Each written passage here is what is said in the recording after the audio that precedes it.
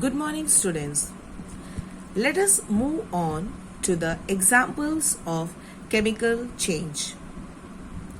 First of all, we will take a thin strip of magnesium ribbon and we will bring it near a candle flame. When you bring it near a candle flame, this magnesium ribbon, it burns with a very brilliant white light. As you all must have seen when you burn or burst crackers, you have seen a white dazzling light. In the same way, magnesium ribbon also burns with a white bright dazzling light. Okay, and when it burns, it produces ash. You all know any object when it burns, it produces ash. Okay, so magnesium, when it burns in the presence of oxygen, it produces ash. Okay, and that is magnesium oxide.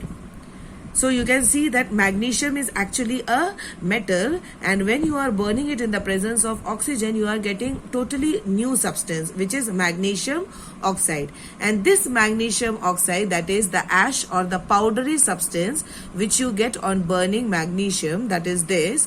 Okay, if this powdery substance, that is magnesium oxide, if you mix it with water, you get magnesium hydroxide. And children, if you remember, what is magnesium hydroxide? Magnesium hydroxide is a base. Very good. It is a base. Okay.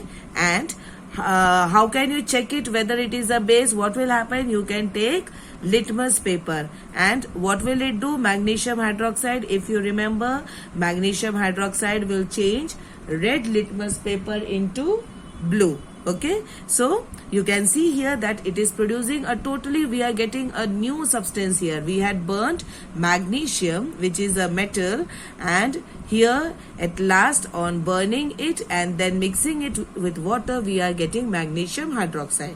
Okay, so this is totally a new substance. So this is one of the example. The second example is, we have taken, it is this activity is given in your book. We have taken copper sulfate in a beaker, and in this copper sulfate we have added sulfuric acid in it, a very few drops of sulfuric acid in it. Okay, so copper sulfate is actually blue in color.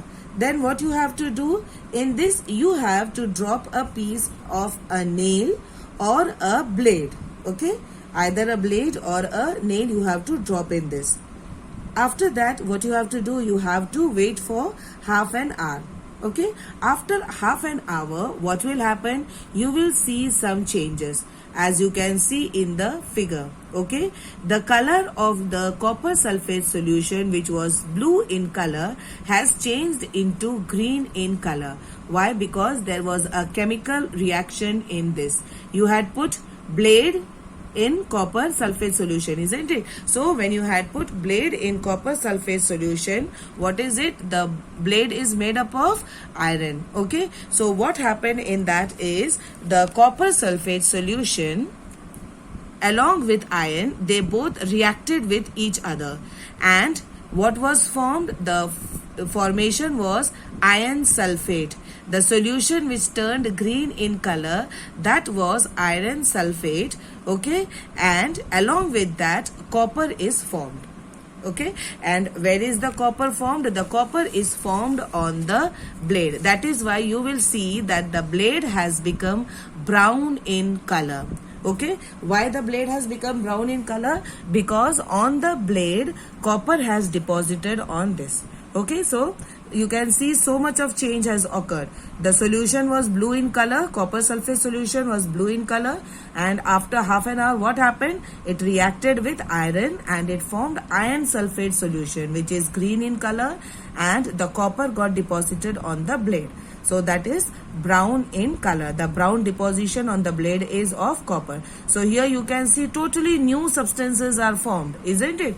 Iron sulfate and copper. Iron sulfate, which is green in color, and copper, which is brown in color. Okay, these are the two activities. Now there is one more activity. This activity you can do at home. That means the half part of the activity. You all must have got vinegar at home, and you all must have got baking soda at home. What you have to do, you have to take a teaspoon of vinegar and then you have to add a pinch of baking soda. When you add baking soda to vinegar, you will hear a hissing sound and you will see bubbles of gas coming out. Okay, so actually what are these bubbles of gas? These bubbles of gas is the carbon dioxide is produced. Okay, so you can see here the equation. What is the equation? You had taken vinegar, that is acetic acid, and you had added baking soda into vinegar, that is baking soda is sodium hydrogen carbonate. Okay, and what will you get? You will get carbon dioxide. So you can see that is carbon dioxide is evolved, isn't it? So you can see very easily here you had put vinegar, acid, and then you had mixed a base in it, and what evolved? Carbon dioxide. So that means this is totally new substance. Okay, and this carbon dioxide, okay, this gas, if you collect it in the laboratory, this part you can do only at the school, not at the home. Okay, so if you collect this carbon dioxide, see this kind of apparatus has to be set out. Here in this test tube you have put vinegar and baking soda, and when you mix vinegar and baking soda, what will come out from this? Carbon dioxide gas is coming out. Okay, and here you have got another test tube which is full of lime water. Okay, which lime water? The lime water which you studied in chapter 5. I told you chune ka pani. Okay, so this is lime water, and when these two get mixed with each other, which gas is evolved? Carbon dioxide gas is evolved. Okay, so the carbon dioxide gas, when it mixes with the lime water in the test tube, you have got lime water here, and from here in this tube carbon dioxide gas is coming. So carbon dioxide and lime water, what does it give? It gives calcium carbonate. Okay, sorry, and calcium carbonate, CaCO3, is totally a new substance, and this lime water will turn milky in color. Okay, just like milk, it will turn milky in color. So you see that totally a new substance is formed. Okay, I hope children this much is clear to you. Please go through all the 3 activities in your book. It is given in your book clearly, and learn all the 3 equations properly. Thank you.